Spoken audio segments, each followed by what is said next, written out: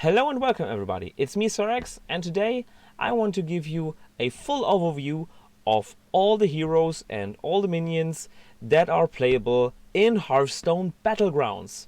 So let's get right into the action. So we have a total of 24 heroes. We have tier 1 up to T6 minions, and let's cover up all of the heroes first. So, one of our personal favorites when we saw it, AFK. Very nice. So, basically, all of the heroes in Battlegrounds have 40 HP. So, not like, let's say, like in Teamfight Tactics where you have 100 HP. No, it's only 40. With one exception, we come to that later. And it's a colorful mix of passives, of expensive hero powers, and very cheap hero powers. And this also depends on what kind of style you try to get. So, for example, if you have something you see like very late game related, you have a very completely different startup mechanic. Okay, so let's see. AFK sets passive hero power, skip your first 2 turns, start with a minion from Tavern, tier 3 or 4, which is the whole pool from here up to here. And as far as I have understood it, you get 1 minion from the T3 and 1 from the T4 section. But you skipped your first 2 turns, which means they are pretty useless. Yeah, it says Tavern tier 3 and tier 4. I think we have to see how this wording looks like. If it's really just only 1 minion, or if it's 2 minion, 1 of every category. Okay, so by the way, I give my rating after we are done with the heroes, right? Okay. So, second we have Bartendotron, also with a passive, which says reduce the cost of Tavern tiers by 1. Then we have Dance and Daryl, also with a passive hero power. After you sell a minion, randomly give 2 minions in Bob's Tavern +1/+1. Funny. George the Fallen, we know him from Solo Adventures. Sad factor, there is no Carl in here right now. So, Boon of Light, hero power, give a friendly minion Divine Shield. This Divine Shield, by the way, is used every round. So it's not like you play it one time, it's like you play it once on this specific minion, and then the Divine Shield never gets out of this minion. It always refreshes every turn. Giant Fin, here we have 1 mana, hero power at the start of next combat. Give your minions Death Rattle, summon a 1/1 mirror. So this works like you play this in the Tavern, the Recruit round, and then when the combat comes, this is used. This is used on all of your minions. Yeah, and that's the typical Death Rattle, summoning 1/1 Murloc. Infinite Toki, Temporal Tavern, 1 mana, hero power, refresh Bob's Tavern. The last minion will be from a higher Tavern tier. So the refresh is, you usually use refresh if you don't like what is offered you. Then you refresh for 1 gold. And you have a new set of minions you can choose and buy from. And the Temporal Tavern from Infinite Toki is, let's say, an improved refresh. Because the last minion, which means the rightmost minion most probably, will be from a higher Tavern tier. And in theory, you can freeze and then use Temporal Tavern next turn again to artificially boost yourself into a very high star minion. So that's what you can do with Temporal Tavern. Very nice, in my opinion. King Mukla, Bananarama. It's a passive. And whenever you sell a beast, add a banana to your hand. The banana is obviously a spell, strange as it sounds, with which gives +1/+1 to a minion permanently. Lich Basial, 0 mana, but you take 3 damage and you add a gold coin to your hand. So basically the gold coin is, you can spend this gold coin every tavern round for whatever you want. And you can also collect these, so you can, let's say, play Graveyard Shift 3 turns in a row and have 3 gold coins. Possible. I mean, you just pay with your life, so why not? So you need to consider that you have to be way ahead if this makes any sense. Lord Jaraxxus, this is for example a very late game card. So if you get this, you have very hard late game plan. So Blood Fury hero power give your demons +1/+1 means every demon. So if you have a board of 7 demons, it's +7/+7. Yeah. For 3 mana. Maleficent Mana Storm, this was the one they showed on the stage, which is also a passive, and mechs in Bob's Tavern have +1/+1, which means if you see a mech in Bob's Tavern and you buy it, you have a permanently +1/+1 enhanced mech. So especially good if you're trying to get mech synergies, you have a bonus right from the start. Nefarian, 1 mana, Nefarious Fire. At the start of next combat, deal 1 damage to all enemy minions.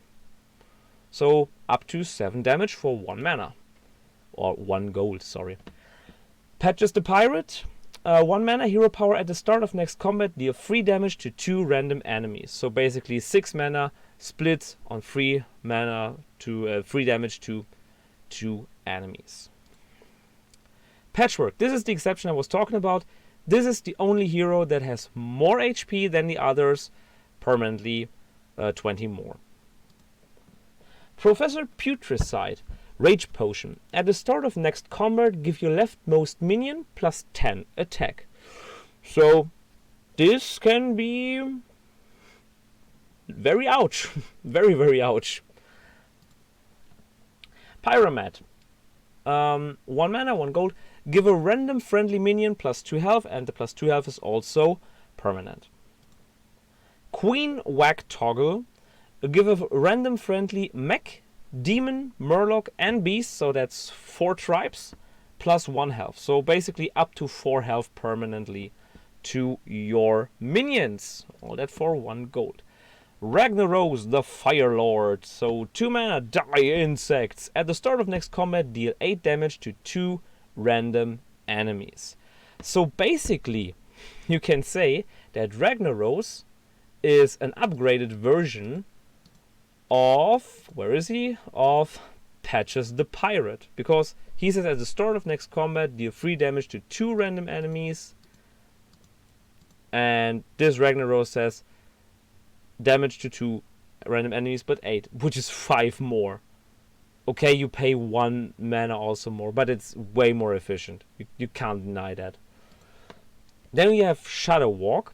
And this made me think about, okay, maybe we can use the hero powers also during the combat phase, but I'm uncertain about this. Maybe it's the battle cry that this is just working when you are at the tavern stage, something like that. Maybe this is something we have to figure out.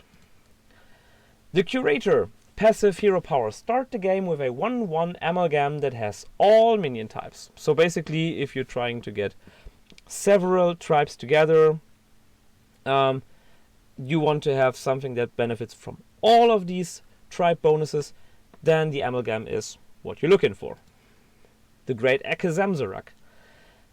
2 mana, Prestidigitation, hero power, discover a secret, put it into the battlefield. So basically, secrets for days. Also very interesting. I guess you have the option between all available secrets. So Paladin, Mage, maybe also Rogue, but that depends on which set they are using. Or if it's just the classic stuff, but then it's also Hunter, Mage, and Paladin. The Lich King, 1 mana. At the start of next combat, give your rightmost minion, so the minion that attacks the last in your order, give it reborn.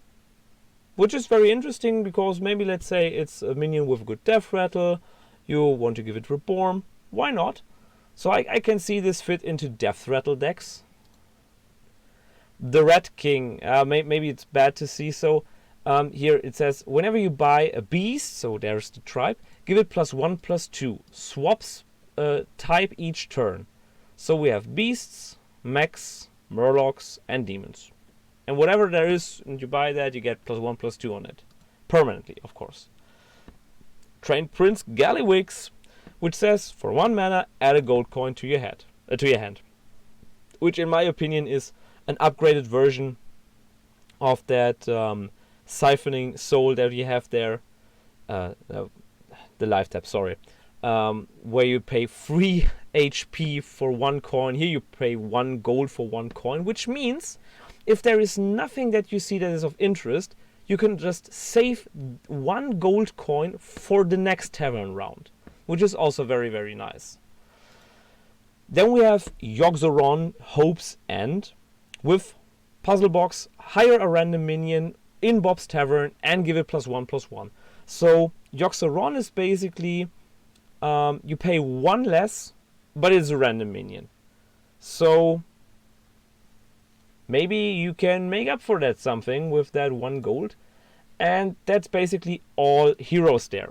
So we could say that we have passives, that we have combat only, and then we have permanent. So, I mean, yeah, it's all about the combats, right? But some stuff is also just for tavern. So, in my opinion, if we, let's say, want to try to pick a very, very good hero for overall, let's say we rate the ones that we find very good and the ones that we find very bad. So I think AFK, we need to take a look at what minions do we have. Is it really worth looking at? So if it's 2 minions, then I think of course, yes, please. Because even if you get, let's say, a Cold Light Seer, or let's say a Shift to Xeris, but here you have so much more good stuff for it.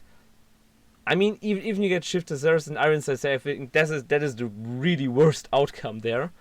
But I doubt so. I mean, you can also, let's say, get a Screwjank Clunker, which always buffs mechs, +2/+2. And then you have, let's say, a Junk Bot on top of it.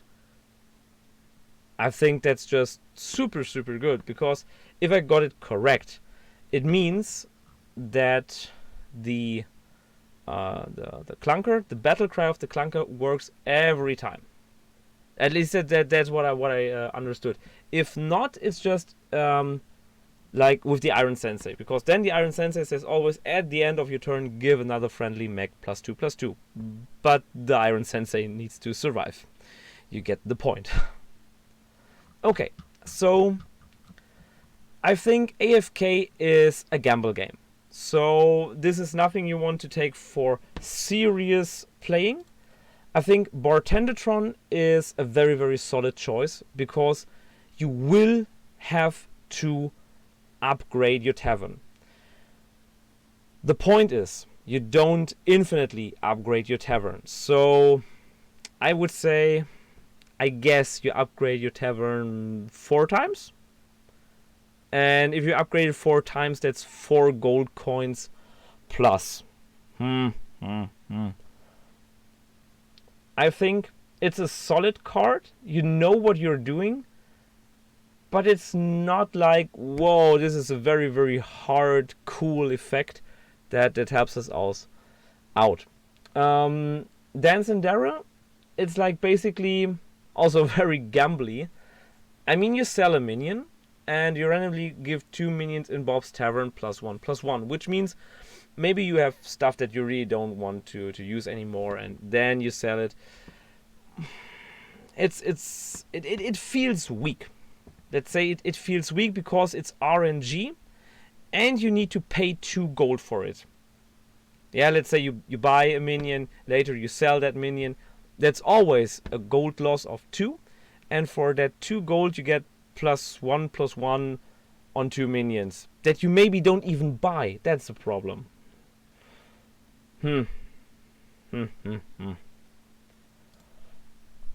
So, George the Fallen, I think this is very nice because the Divine Shield is up all of the time. So it means maybe you can say you want to have something that works for itself because it is high attack, and then you start to Divine Shield all of your 7 minions. This is very good, and there are synergies with Divine Shield. So maybe I think George the Fallen has place to be played, because this is, I mean, I think it looks overcosted, yes, okay, but the point is, this is Divine Shield for several rounds, all of the time, which means 1 extra attack from your minion all of the times. Every minion attacks a minimum of 2 times if it has Divine Shield. This is good. This is really, really good. So for late game purposes, I think pick George the Fallen, and you can go with early tribes, so small minions, and you can upgrade them and still be useful in the late terms. Giant Fin. Murloc synergies. Nothing more to say here. Murloc synergies. And there are enough Murlocs with Murloc synergies. My personal favorite by now, if it works as I told you, is Infinite Toki. Because in that case, you really want to Temporal Tavern for, let's say, 4 or 5 times, and then get a 6-star minion out, and then get the next 6-star minion out, and then be very, very usable with your board. You can basically search for what you need. And so I think Infinite Toki is, if I have the choice, one of the heroes I really, really want to play. So this gets, if it works as it should, as I think, give it an S tier. Because early 6-star minions, trust me, it's super great. Just let me give you a comparison. Like, let's say a good 2-mana minion is or let's say an average 2-star minion. If you have Pogo Hopper and it says +2/+2 for each other Pogo Hopper you played this game, that made me think like, okay, it makes makes sense that you play the Pogo Hopper several times. Maybe you also buy it several times, and then upgrade it every time. So let's say if it works as I think, it's +2/+2 every round for this Pogo Hopper. Okay, and in that case, it's, let's say you get one early, you play it on turn 3. Let's say you get this on turn 1. Then need 5. Then this is probably, let's say, an 8/8, 10/10, and a 7/7, 9/9, something about that. And then you get around with your 6-star minion, let's say a Maxna, which means screw you whatever you play, I always have a poisonous minion there. Super good. Or you go with Sneed's Old Shredder, or what else you want. You see, these cards, these 6-star cards, all of them have lots of value. And this is the second point, if you have, let's say, a triple Maxna, this is not 2/8, this is 4/16. And then it's really, really hard to get through this. Okay, so Toki, one of my personal yay, please cards. King Mukla, I think,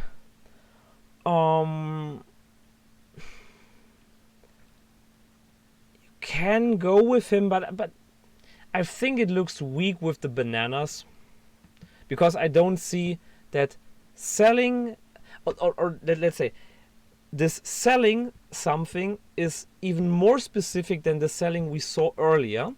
The selling we saw with Daryl was if you sell a minion, and Mukla says whenever you sell a beast, so you have a specific minion, that even shrinks the pool of cards that are usable with this hero power.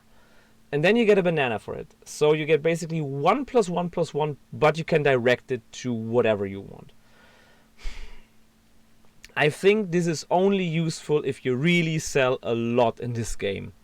And I just think about when I play another auto battler, I rarely sell lots of stuff. Maybe, let's say, up to 5 or 6 minions, and then it is +6/+6 permanently on one minion. Something like this. It can also be strong in the late game. Okay, I can see that. If you really don't find what you need, you just buy the minion, you sell the minion, get the banana, you use the banana on your other minions. This is also usable, but I think it's no tactic you can play with. Nothing like, oh yeah, at the end I want to spend all my gold into getting bananas. This is bananas, guys, if you do this. In the end, you have to see if this is really going out well, but I think not. I think not. I think this is more like niche, and King Mukla is... yeah, he's a bit iconic to say.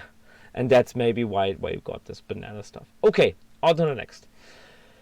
Yeah, Basial, in my opinion, only if you have a strong plan, as I said that before. Basically,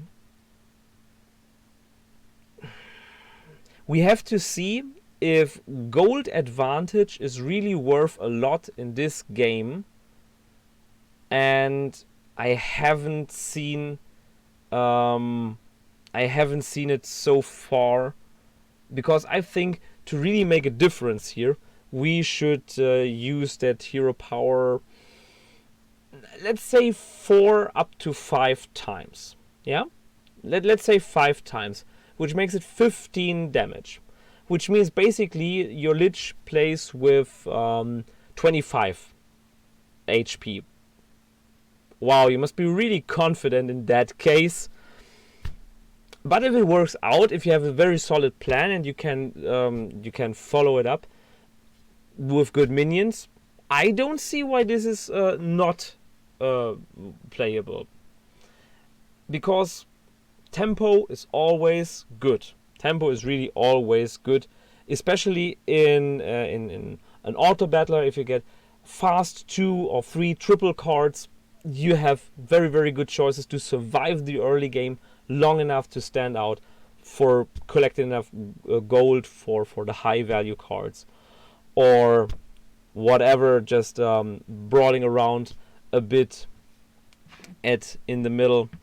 So yes, it's usable. This is I think a hero power that is not for beginners, because I think beginners will tap too often and then die because to their own fault.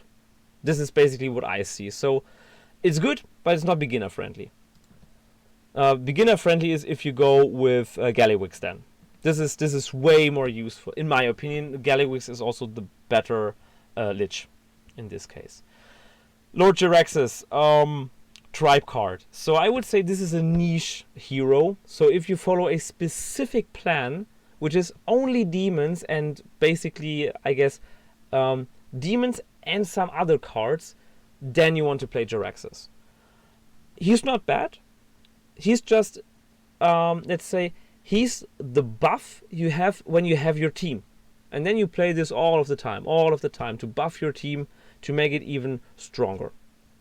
So I would say Jaraxxus is a good tribe card. Yeah, I think you can say it's a good tribe card, but because you can't play it solo without anything else, I think it's only a very good card, but not an outstandingly good card. Same goes for Maleficent Mana Storm, because it's only for mechs. So you're bound to the mech tribe if you play with this hero. And if you don't get these cards, yeah, then you're maybe a bit screwed up. So, but besides that, you have directly all of the time +1/+1, which makes Maleficent, in my opinion, one of the stronger. I would pick her for the top 5 early pressure heroes.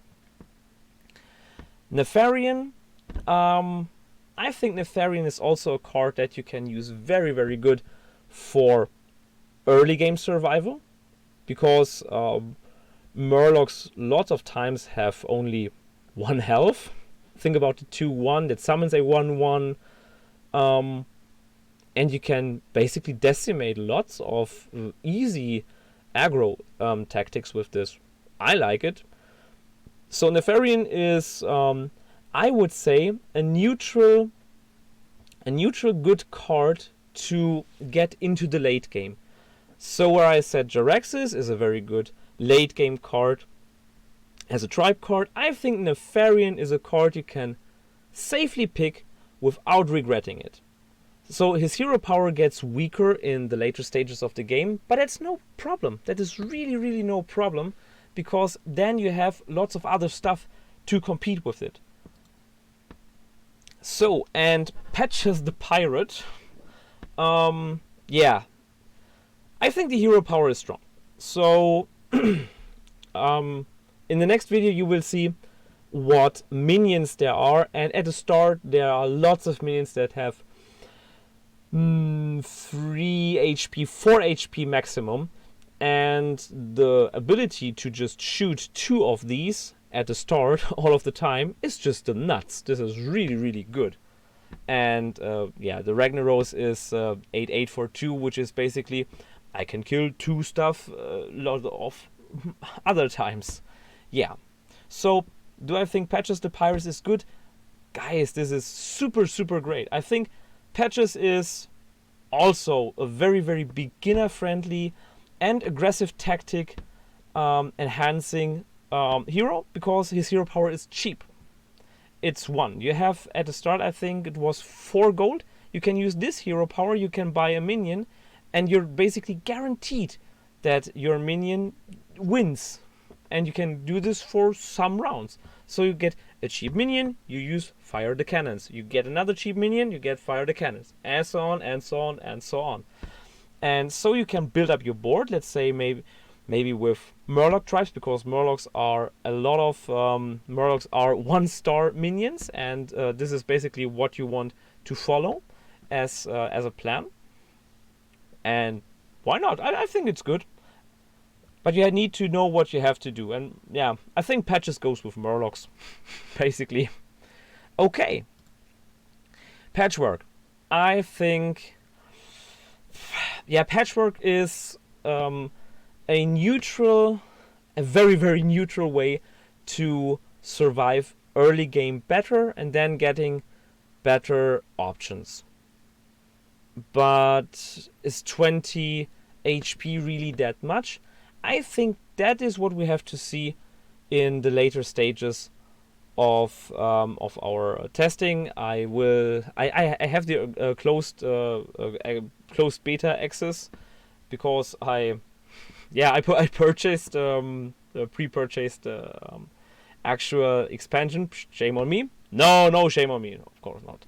And I will make a review video there, but something else. Yeah, so I have a closed beta since Tuesday, 5th of November, and then I will see if these cards are, if this hero power is good or bad. I really want to test all of this around. Okay. Then we have Professor Putricide. At the start of next combat, give your leftmost minion +10 attack.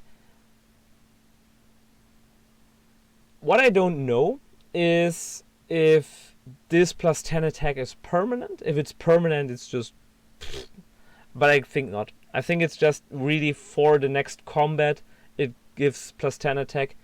And there I think it's important to see what minion do we have. Do we have high health minion and can just buff it with +1 attack, and then it attacks a few minions, then it is good. If not, yeah, maybe not. I think maybe not. I think Professor Putricide is niche. It's very niche because you want to have specific minions there to make high value use out of this hero power. Pyromet. I think Pyromet is a solid card. It's a really, really solid card. So you can go with high attack, low health minions and just buff them over the time. Like, for example, what can we have for an example? For example, if you go with Mounted Raptor, he's free 2. If you just buff him once, he's free 4. And you don't have any problems with this surviving. And if it has problems surviving, maybe it's just not that the free attack will do anything more, and then you just also don't want to buff it to 4 health and spend that on another minion that is more useful. So don't worry about that. Yeah, or for example, if you have Cobalt Guardian, this is 6-3, and the stat line would be so better if it goes to 6-4 or even 6-7. Then it has super high value in my opinion. Yeah, and so on and so on. You get the point. So I think Pyromet is very good. Pyromet is one of the cards, one of the heroes you can safely pick. It's not an S tier card, but I think you can safely go in any composition with it. Queen Whack Toggle is basically every tribe gets +1 health. Every minion you have that has a tribe gets +1 health. Yeah. But it's random friendly mech, demon, murloc, and beast, so you're basically bound to spread your types. It's interesting to see that this is also a little bit in the expression that you can make to say, okay, I don't want to bind myself to one single tribe. I want to go high around with whatever I want. So this can be useful. We have to see if it is useful. So I would pick this into A, maybe S if split tribes are super good. Then this is also super good because it supports it. I doubt that. I think it goes more into the B tier, but by now I would put it into the A tier. Ragnaros the Fire Lord. This is where I said the patches is the early game variant. This is the mid to even early late game variant. So Ragnaros is, in my opinion, a really good hero. If you have the option to go anywhere for it, go for Ragnaros, go for a steady board, and then use your hero power all of the times when you don't have any minion that you find in the tavern. That's basically it. Yeah, Shadow Walk, niche hero. You want to go with Battle Cries. Basically that's it. So if you find enough good Battle Cries, this is good. But the point is, if you see this, you want to find the Battle Cry cards, and that could be very problematic. Nonetheless, I think it's worth the try, because Battle Cries have never been bad, and I don't see why they ever should. But the point is, the same goes for Death Rattles. There are Brown Bronze Beard. For Battle Cries trigger twice, or if you get the triple, it triggers 3 times. And Baron Riven there goes for Death Rattle. So if you really want to go with extra Battle Cries, you want to have Brun. I mean, come on, you go for Brun, you try to get him 3 times, and then you don't even have to pay for a single Battle Cry, you just have Battle Cries all the time. Yeah. The only point is, this is what I don't know. This is really just something I have to test. If the Battle Cries are played only once while you buy the minions in the tavern, or if it's like the minions are put into place every single round, and then it's also just battle cry every round. But I guess it's more like the tavern thing, and yeah, then it's questionable if you're, and you have to see. Okay, curator. My opinion, curator goes in the same with Queen Whack Toggle, but with a, in my opinion, totally versatile hero power, because Queen Whack Toggle is bound to, you need to play every single tribe, and curator is, I support every tribe that you want to play. So basically this is the more free version. And so when I said I put Queen Whack Toggle into A to B, this I put into A to S tier, because you can use it in every, really every deck. And that makes it so universal, and the universality, this is what makes it so good in my opinion. few more guys, we have it. Okay, Akazamzarak secrets. Basically, okay, let's say we have only classic secrets. I think even in that case, it's super good. It's really super good. What could happen? Like for example, imagine you get freezing trap, and opponent attacks with any minion, and it goes back to the hand, and whoa, 1 minion less to fight.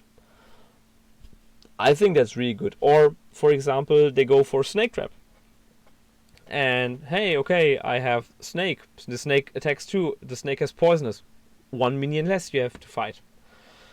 So there are lots of good secrets in my opinion. Okay, so the Lich King. At the start of next combat, give your rightmost minion reborn. I think this goes super great with Death Rattle minions, and I also think you don't even need to have a very specific high value Death Rattle minion. Just imagine, I don't know, even if you go with an alley cat, yeah? No, not an alley cat, Macaru, sorry. You go for the Macaru, you give it reborn. So the Macaru dies, you get a 1/1, the Macaru comes back, the Macaru dies again, it gets another 1/1, which basically means a 1/1 summons itself and 2 1/1s. Super good. Yeah, and then you can imagine it with everything else. I mean, for example, Selfless Hero upgraded gives 2 random minions Divine Shield. Now imagine it comes back and gives another 2 Divine Shields. Or Kindly Grandmother. Or Old Beloved Sneed's Shredder. Piloted Shredder. Or later Sneed's Old Shredder. And so on and so on and so on.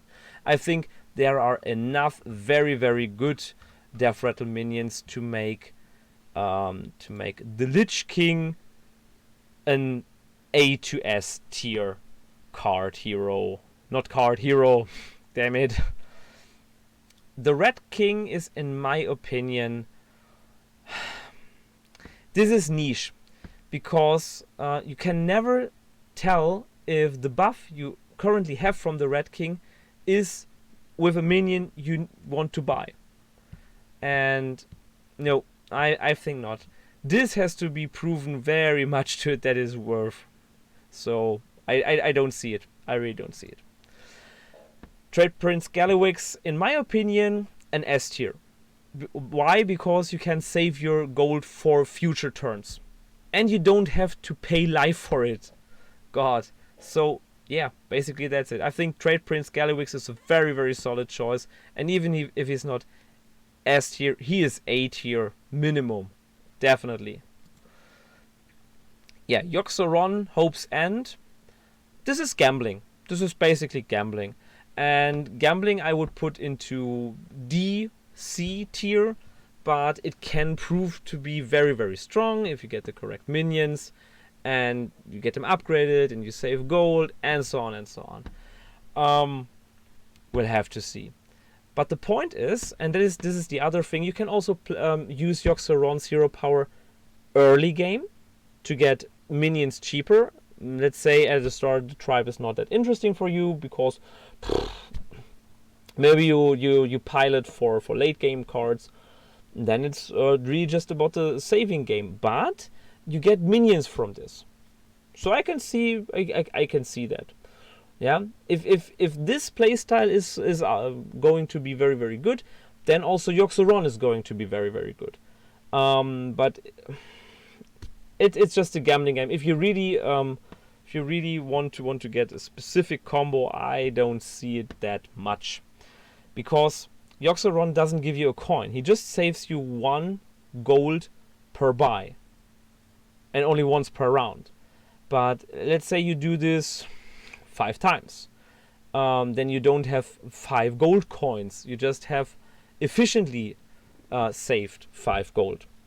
And that's the point. And that's why I think Yoxoron will not be that great.